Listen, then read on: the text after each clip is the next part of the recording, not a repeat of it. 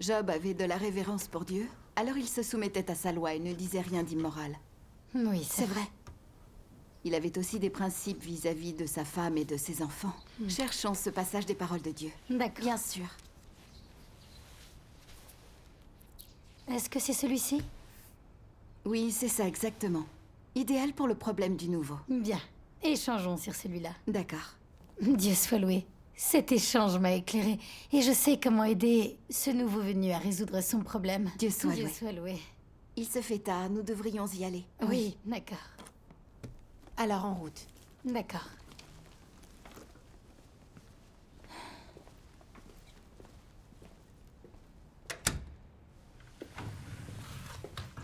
Fudan, j'ai terminé la conception. Génial. Rotong, Shinyo et les autres ont été transférés. Tu dois donc surveiller ce qui se passe dans le groupe. Aide les frères et sœurs à améliorer leurs compétences. D'accord. Qu'est-ce qu'il y a? Quelque chose te tracasse? Quand je vois Xinyu et les autres partir abreuver les nouveaux croyants, en fait, je les envie beaucoup. Mais pourquoi? Ils échangent tout le temps sur les paroles de Dieu et aident à résoudre les problèmes des nouveaux croyants. En échangeant sur la vérité, ils progressent plus vite dans la vie et ont plus d'espoir d'être sauvés. Mais moi, je suis coincée ici à concevoir des images. Mon travail quotidien ne fait appel qu'à mes compétences techniques. N'est-ce pas juste exécuter du service? J'aimerais pouvoir aller abreuver les nouveaux croyants, tout comme eux. Il ne faut pas voir les choses de cette façon. Le salut n'a rien à voir avec le genre de devoir que tu fais. Et bien échanger n'implique pas entrer dans la réalité de la vérité et être sauvé. Quel que soit le devoir que tu fais, l'essentiel est de s'attacher à poursuivre la vérité, pratiquer les paroles de Dieu et suivre les principes de la vérité. Tu sais, je pensais comme toi avant, mais j'ai changé d'avis après avoir lu les paroles de Dieu. Oh, et si tu me racontais ton expérience? Bien sûr. Ça remonte à l'année dernière. La dirigeante m'avait chargée de diriger des réunions de groupe.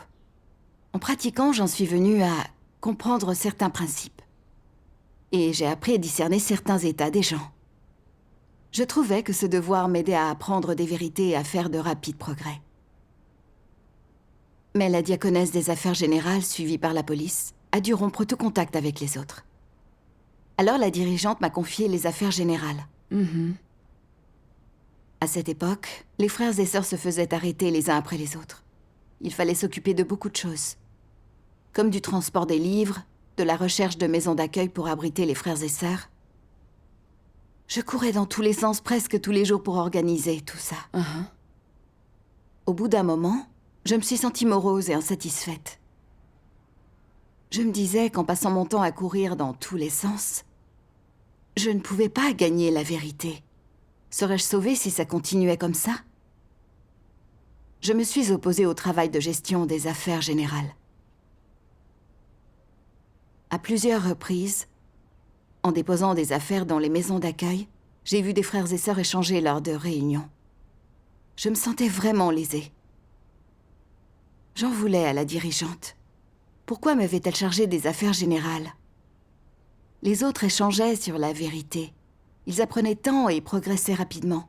Moi, je faisais des courses. Comment pouvais-je alors gagner la vérité? Sans la vérité, je n'aurais pas la vie et ne pourrais être sauvée. Ne perdais-je pas au change? Plus j'y pensais, plus cela me contrariait. Je n'avais plus de motivation. Un jour, j'ai découvert qu'il y avait un problème de sécurité dans la maison d'une sœur et qu'il fallait mettre les livres qui s'y trouvaient en lieu sûr au plus vite. Je me suis demandé, pourquoi y a-t-il autant de tâches d'ordre général? Ça me prend du temps et je ne peux pas gagner la vérité. Ne suis-je pas en train de faire tout ça pour rien? Je n'avais plus envie de faire ce travail. Mais la situation était urgente, je devais donc aller aider à déménager ces livres. Contre toute attente, juste après avoir terminé, il a fallu se rendre dans une autre maison où des livres étaient entreposés. Quand j'ai transféré ces livres, j'ai dû recommencer le processus d'organisation et d'emballage. Et après toute une journée de labeur, j'étais pleine de récriminations. Quand je suis rentrée chez moi en me traînant épuisée, la dirigeante et la diaconesse d'abreuvement discutaient du travail. La dirigeante m'a demandé « Ne devais-tu pas amener une sœur dans une nouvelle maison d'accueil? Pourquoi cela a-t-il pris tout ce temps ?»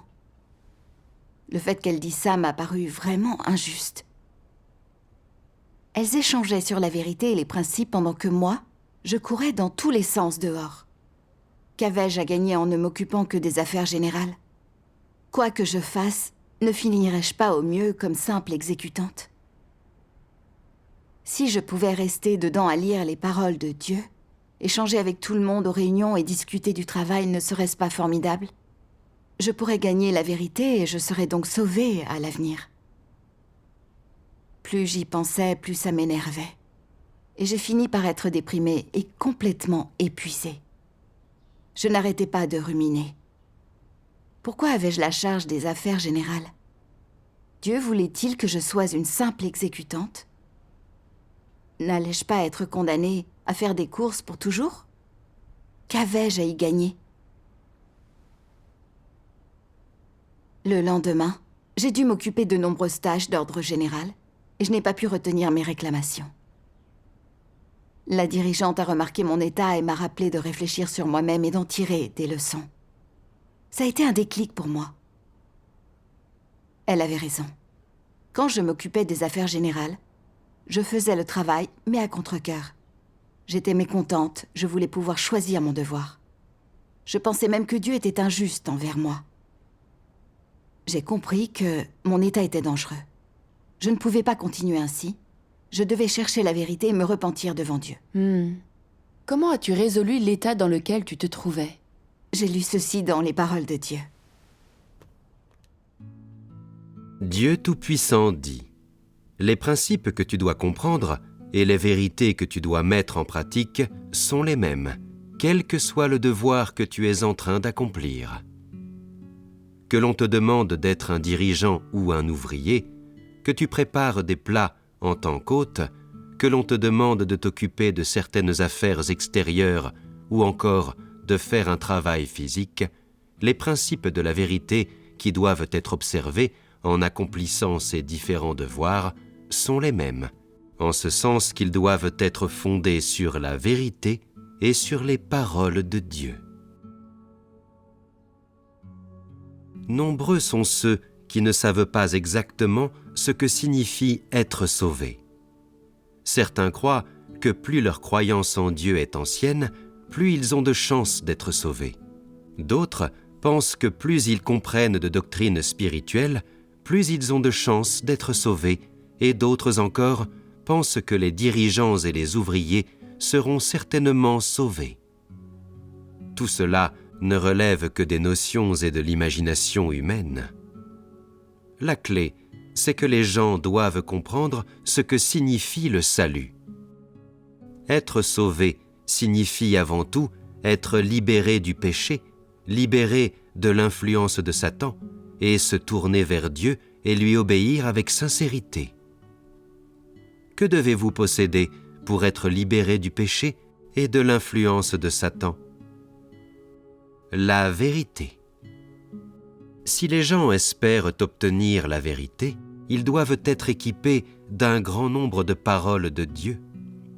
Ils doivent être capables d'en faire l'expérience et de les mettre en pratique, afin de pouvoir comprendre la vérité et entrer dans la réalité de la vérité. Ce n'est qu'alors qu'ils peuvent être sauvés. Le salut n'a rien à voir avec l'ancienneté de la croyance, l'étendue du savoir, la possession de talents ou de points forts, ni l'importance des souffrances. La seule chose qui est en lien direct avec le salut, c'est de savoir si l'on peut ou non obtenir la vérité. Donc, aujourd'hui, combien de vérités as-tu véritablement comprises? Et combien de paroles de Dieu sont devenues ta vie? Parmi toutes les exigences de Dieu, dans lesquelles as-tu réussi à entrer? Pendant tes années de croyance en Dieu, dans quelle mesure as-tu réussi à entrer dans la réalité de la parole de Dieu? Si tu ne le sais pas, ou si tu n'es pas parvenu à entrer dans la moindre réalité de la parole de Dieu, alors, honnêtement, tu n'as aucun espoir de salut. Tu n'as pas la possibilité d'être sauvé. Amen. Amen. Ces paroles de Dieu m'ont fait comprendre ceci. Qu'il s'agisse du travail d'abreuvement ou des affaires générales dans l'Église, ce sont des devoirs à accomplir. Quand on fait un devoir, Dieu espère qu'on poursuit la vérité et qu'on a une entrée dans la vie. Même si nos devoirs varient, les principes de la vérité que nous pratiquons dans nos devoirs restent les mêmes. Nous montrons tous de la corruption, quel que soit notre devoir. En cherchant la vérité face à notre corruption, en nous repentant et en changeant, nous pouvons progresser dans la vie. Nous pouvons alors gagner la vérité et être sauvés. Mais si nous ne tirons pas de leçons de ce qui nous arrive, ou si ce que nous faisons n'est pas lié à la pratique de la vérité ou au changement de notre tempérament, alors Dieu considère que ce n'est qu'un travail. Et nous ne gagnerons pas la vérité, et encore moins le salut de Dieu. Je croyais, à tort, ne pas pouvoir gagner la vérité en m'occupant des affaires générales et être au mieux une simple exécutante, quoi que je fasse. Je pensais qu'en étant dirigeant, en échangeant sur la vérité et en soutenant les autres, et en échangeant sur les paroles de Dieu tous les jours, on progressait rapidement dans la vie, et on pouvait gagner la vérité et être sauvé. N'était-ce pas ridicule de ma part? Quelqu'un qui poursuit vraiment la vérité peut apprendre de ce à quoi il est confronté, quel que soit le devoir qu'il fait, puis en tirer un profit réel et concret par la suite. Tout comme dans les vidéos de témoignages que j'ai vues. Certains frères et sœurs s'occupent des affaires générales, mais ils sont capables de travailler sur la mise en pratique des paroles de Dieu, la recherche de la vérité et la résolution de la corruption. Ils sont capables de changer après avoir vécu une expérience et de partager leurs témoignages réels. Oui. Et il y a certains dirigeants qui lisent souvent les paroles de Dieu aux autres et qui contribuent à résoudre leurs problèmes, mais sans pratiquer ce qu'ils prêchent, ne parlant que de doctrine. Ils sont finalement exposés et bannis. Ce genre de choses arrive vraiment, n'est-ce pas? En effet, lire les paroles de Dieu et en discuter chaque jour n'est pas la même chose que poursuivre la vérité. L'essentiel est de pratiquer la vérité et d'agir selon les principes. Oui. Dieu ne fait pas de favoritisme en fonction des devoirs que les gens accomplissent. Ceux qui ne poursuivent pas la vérité se contentent de rendre service. Celui qui la poursuit sera récompensé, quel que soit le devoir accompli. Dieu est juste et il ne favorise personne. Mais je m'accrochais à mes idées erronées et je voulais pouvoir choisir mon devoir. J'étais vraiment opposée à l'idée de m'occuper des affaires générales. J'en voulais même à la dirigeante. Ça m'énervait qu'elle m'ait attribué ce genre de travail. Je ne poursuivais pas la vérité. Je montrais de la corruption, mais je ne réfléchissais pas sur moi-même et ne la résolvais pas. J'étais négative et rejetais tout sur les autres, pensant que Dieu me voulait exécutante. Je le comprenais vraiment mal. Oui. J'étais dans un environnement très concret, mais ne tirais pas de leçons. J'étais pleine de plaintes, c'était déraisonnable. Si j'avais continué comme ça, sans gagner aucune vérité, je serais effectivement devenue une simple exécutante. Je n'étais pas capable d'accepter un travail aux affaires générales comme venant de Dieu, ni de me soumettre. J'étais incapable de résoudre mes problèmes, et encore moins ceux des autres frères et sœurs. Et je voulais faire un travail d'abreuvement dans cet état. N'était-ce pas déraisonnable? Si. J'ai pensé à cette parole de Dieu. En fin de compte, atteindre le salut ne dépend pas du devoir que les hommes remplissent, mais du fait qu'ils puissent ou non comprendre et acquérir la vérité, qu'ils puissent ou non, à la fin, obéir entièrement à Dieu, se soumettre à ses arrangements, ne pas envisager leur avenir et leur destinée, et devenir des êtres créés, qualifiés. Dieu est juste et saint, et c'est là la norme qu'il utilise pour prendre la mesure de toute l'humanité. Cette norme est tout à fait immuable, et tu dois t'en souvenir. Grave profondément cette norme dans ton esprit. Et ne songe pas à trouver un autre chemin, pour poursuivre quelque chose d'irréel. Les exigences et les normes de Dieu pour quiconque veut être sauvé sont immuables. Elles restent les mêmes, qui que tu sois. Amen. Amen. En lisant ces paroles, j'ai compris que l'on s'occupe des affaires générales ou que l'on soit dirigeant. L'essentiel est de poursuivre la vérité lorsque l'on accomplit son devoir. Les gens capables de chercher la vérité dans l'environnement arrangé par Dieu, de se comprendre eux-mêmes, de se repentir et changer peuvent être sauvés. Quand j'ai compris cela, mon cœur a été éclairé. En effet, le salut ne dépend pas du genre de devoir dont on a la charge. Il s'agit de savoir si on poursuit la vérité dans son devoir et si on change de tempérament. Voilà ce qui compte. C'est vrai. J'y ai de nouveau réfléchi. Pourquoi cette contrariété, cette réticence quand on m'avait chargé des affaires générales? J'ai alors lu ces paroles de Dieu. Dieu Tout-Puissant dit : la chose la plus triste dans la croyance de l'humanité en Dieu est que l'homme conduit sa propre gestion au milieu de l'œuvre de Dieu et pourtant ne prête pas attention à la gestion de Dieu.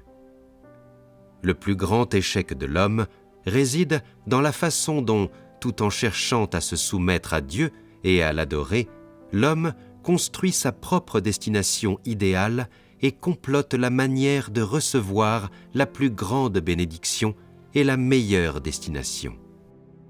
Même si l'on comprend à quel point ils sont pitoyables, détestables et pathétiques, combien sont prêts à abandonner facilement leurs idéaux et leurs espérances.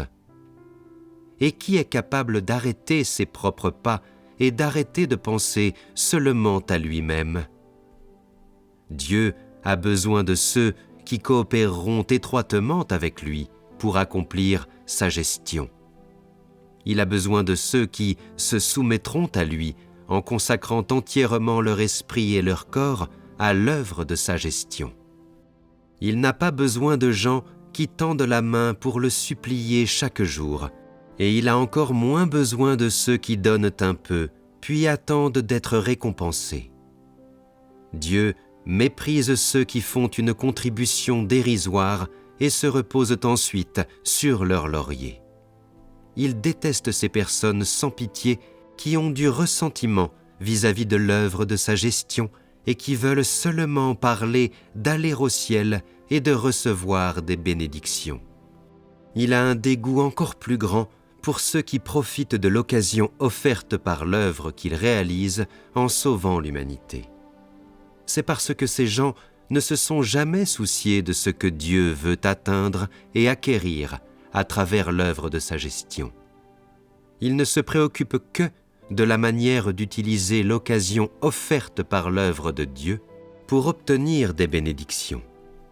Ils ne se soucient pas du cœur de Dieu, étant entièrement préoccupés par leur propre perspective d'avenir et leur propre destin. Ceux qui ont du ressentiment vis-à-vis de l'œuvre de gestion de Dieu et qui manquent de tout intérêt pour la façon dont Dieu sauve l'humanité et pour sa volonté, ne font que ce qui leur plaît d'une manière détachée de l'œuvre de gestion de Dieu. Leur comportement n'est pas gardé en mémoire par Dieu, ni approuvé par Dieu, et encore moins considéré favorablement par Dieu. Amen. Amen. Ces paroles de Dieu révélaient mon propre état. Je rechignais à m'occuper des affaires générales parce que je n'avais pas les bonnes motivations dans mon devoir. Je faisais mon devoir pour pouvoir être béni. Dans mon cœur, je calculais sans cesse les gains et les pertes. Quand quelque chose me profitait, j'en payais le prix avec enthousiasme. Mais en voyant qu'avec les affaires générales, je risquais de n'être qu'une exécutante, je m'étais dit que ce serait pour moi une perte. J'avais fait la tête et j'avais râlé. Et même si je l'avais fait, ça ne m'avait pas plu.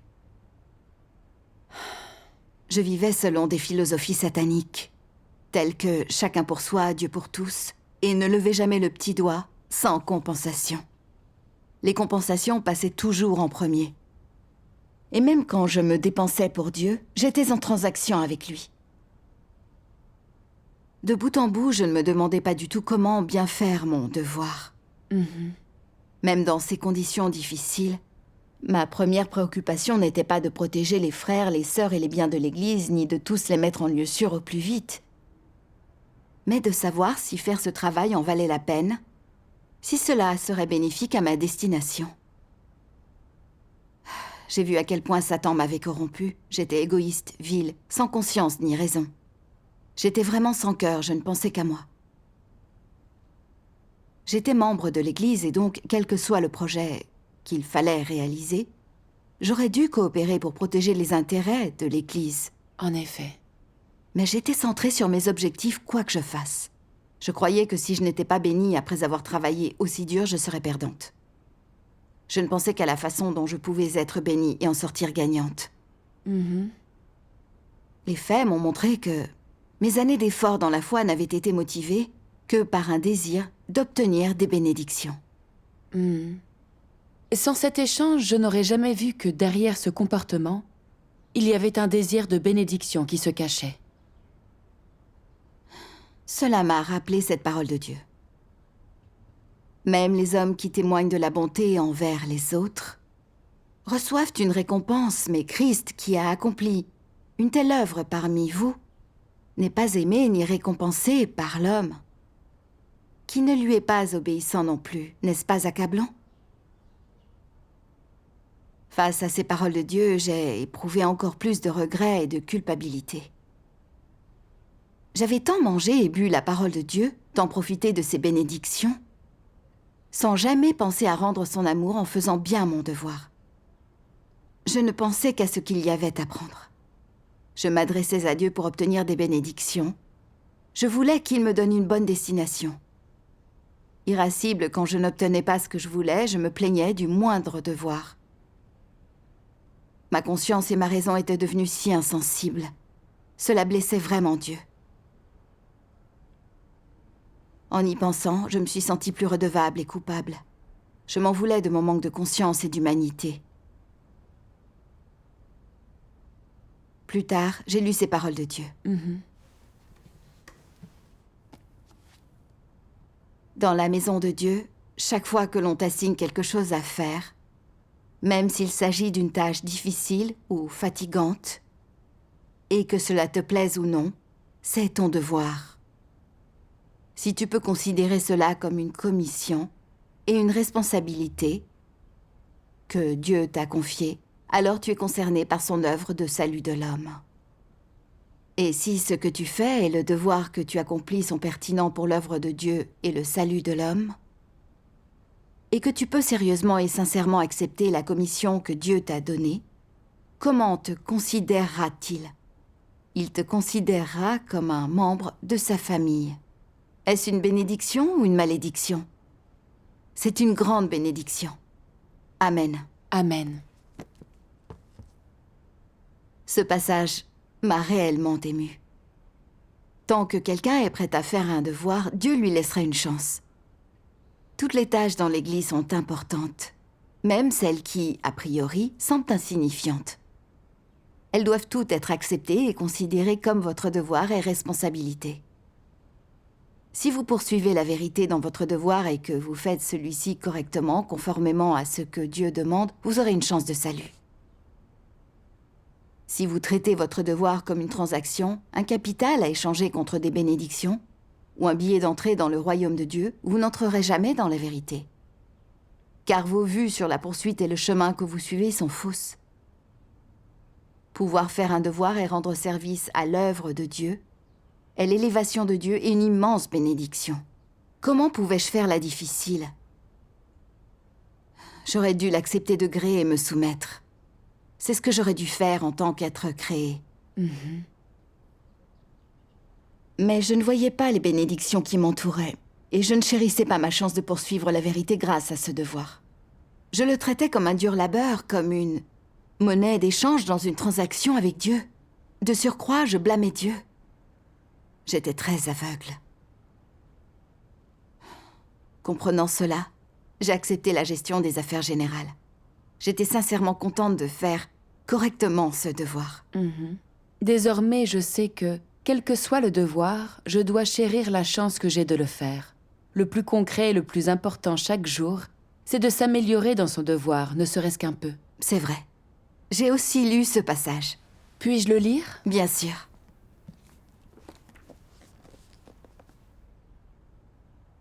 Dans leur devoir, les gens utilisent la poursuite de la vérité pour faire l'expérience de l'œuvre de Dieu, comprendre et accepter progressivement la vérité, puis pratiquer la vérité. Ils peuvent alors rejeter leur tempérament corrompu et les liens du tempérament corrompu de Satan. Et ainsi, ils deviennent des gens qui ont la réalité de la vérité et une humanité normale. Quand tu auras une humanité normale, l'accomplissement de ton devoir et tes actions seront édifiants pour les gens et satisfaisants pour Dieu. Les gens ne sont des créatures qualifiées de Dieu que s'ils sont loués par Dieu pour leur devoir.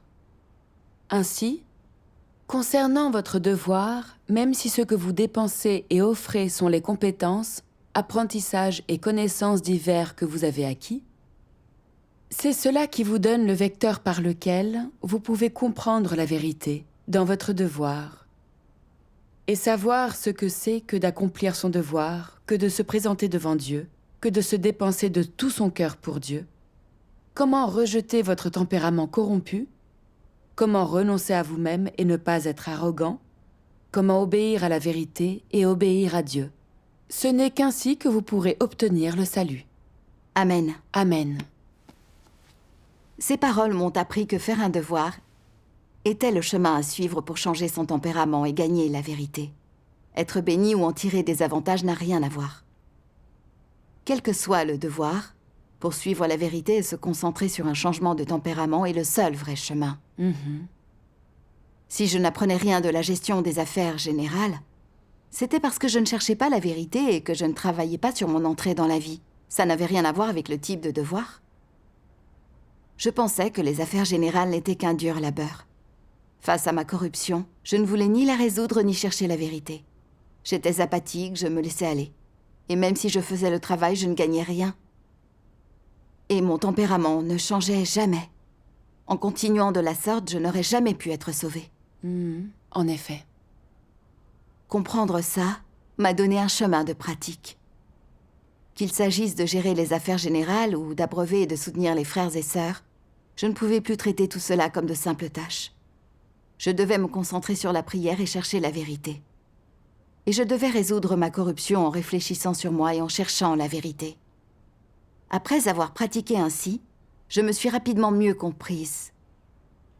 Et j'ai gagné une compréhension plus concrète de la vérité. Dieu soit loué. Je me souviens d'une sœur qui me demandait sans cesse de participer à tout ce qu'elle organisait. Elle me demandait même de l'aider à faire des choses simples, qu'elle pouvait faire toute seule. Quand elle m'a de nouveau demandé de l'aide, je n'ai pas été réfractaire à cause de ma charge de travail. En travaillant avec elle, j'ai remarqué qu'elle ne portait pas de véritable fardeau et qu'elle était avide de confort. Alors j'ai voulu le lui signaler. Mais j'ai eu peur qu'elle pense qu'il était dur de bien s'entendre avec moi. J'ai donc tenu compte de sa chair. Je me suis dit que je pouvais prendre le relais. Je ne lui en ai donc pas parlé. Après avoir lu les paroles de Dieu et réfléchi sur moi-même, j'ai compris que je me montrais complaisante. J'avais l'air d'être prévenante et compréhensive, mais en fait j'avais mes motivations qui étaient de lui donner une très bonne impression. Cela n'allait pas être bénéfique à sa vie et l'amènerait à toujours se reposer sur moi. À ce moment-là, je me suis ouverte à elle, lui ai parlé de ma corruption. Et j'ai aussi évoqué ses problèmes. Après ça, elle a changé. Elle est devenue plus active dans son devoir et moins dépendante de moi.